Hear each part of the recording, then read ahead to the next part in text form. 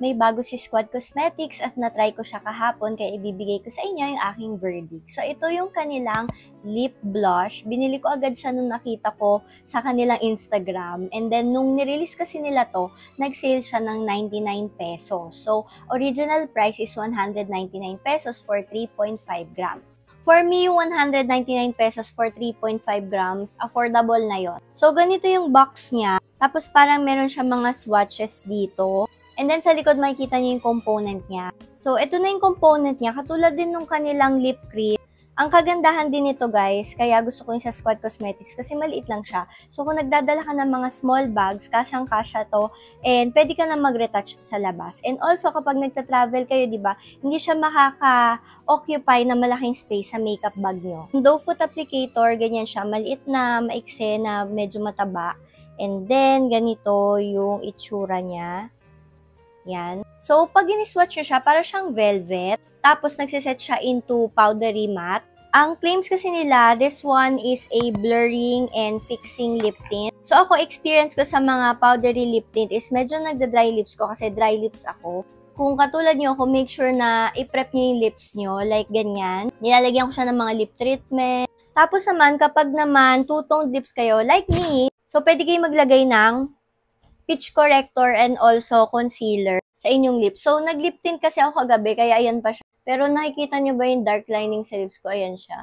6 shades yung nasa akin, hindi ko binili lahat. Binili ko lang yung alam ko na magagamit ko. Maganda naman yung applicator niya, as in sakto lang naman siya sa lips ko. Pwede pala din kayong gumamit ng lip liner, guys, lalo na sa mga two-toned lip girly. Or kung gusto nyo medyo alam nyo yun, naka-pouty-pouty yung lips nyo. So, ganyan itsura niya for the first application. Kung gusto niyo mag-second dip para mas ma-intensify yung color, okay lang naman. So, ayan siya. Lightweight siya, guys. At pag nag-set siya, parang wala kang mararamdaman sa lips nyo na parang may nakalagay, ganyan. And then, super soft niya. Para talaga siyang powder. This one is Peachy Keen. Ang ganda niya. Medyo iba lang yung swatch niya sa kamay ko kasi isang layer lang yung nilagay ko dyan. Pag tinanggal niyo siya, meron siya naiiwan na tint in fairness. So ito, pag tinanggal niyo, parang medyo orangey siya. Ayan guys, so. This one is Melon Dream. Warm Peach. Oh, ganda ng kulay niya. Ito yung pinaka-lightest dun sa kanilang shade range. Hindi na ako nag-2 dips dito guys ha. So this one is Melon Dream. Warm Peach naman siya. Yan. Grabe talaga, oh. I-stain talaga siya. Pero asahan nyo, pag uminom kayo ng tubig, medyo nawawala siya. Pero okay lang kasi may naiiwan pa rin naman na unti pa ring stain. This one is Delicate Rose. So, light coral siya. Nag-2 dips ako dito, guys. So, kaya naging ganyan siya kakapal. And so far, parang naglilin sila lahat sa orangey. Pero kasi nakalagay naman na coral siya or peachy, ganon. So, ayan siya. Ganda din naman. So, this one is Blushing Nude. So, ito yung kanilang Rosy Nude. And so far, I like this one.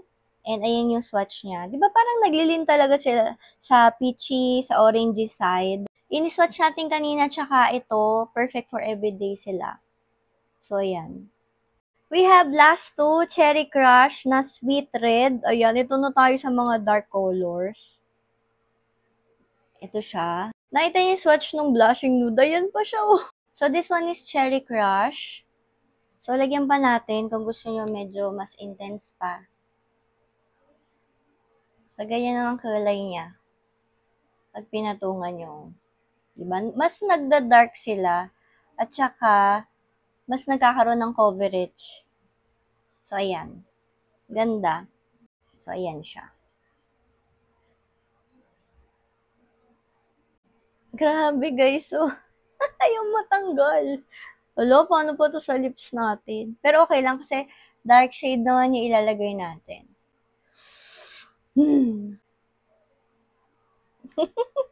Ang galing nga niya kasi ang nipis lang talaga ng consistency niya. Pero, ang lupit niya sa lips. So, ayan. This one is Daring Ruby Wine Red siya. Ay, ang ganda.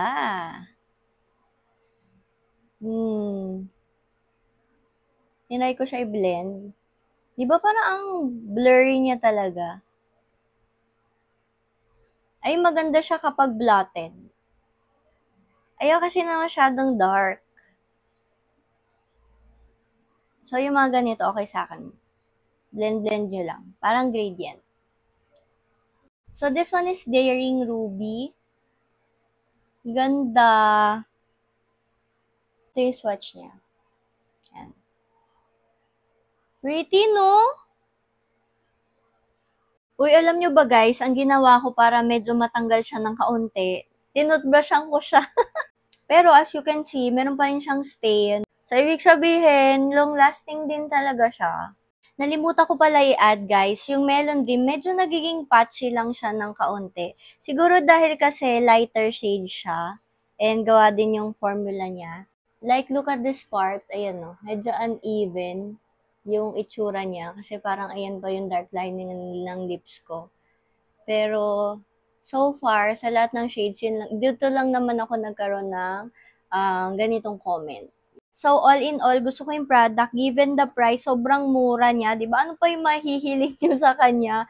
So, maganda siya, lightweight, hindi siya malagkit. So, siguro, since dry lips ako, no, after 3 hours, mafe-feel mo na rin talaga yung medyo nagda-dry ng kaunti. Pero, ganun talaga din kasi matte lip tint siya. Usually talaga pag mga matte lip tint o kaya mga matte lipstick, may tendency talaga na parang ma-feel nyo na parang nasa-suck yung moisture sa lips nyo. So, yun. Lagyan nyo na lang din ng lip balm. Pero, yun lang naman, so far, sa akin And nag-stain naman siya, kaya okay siya.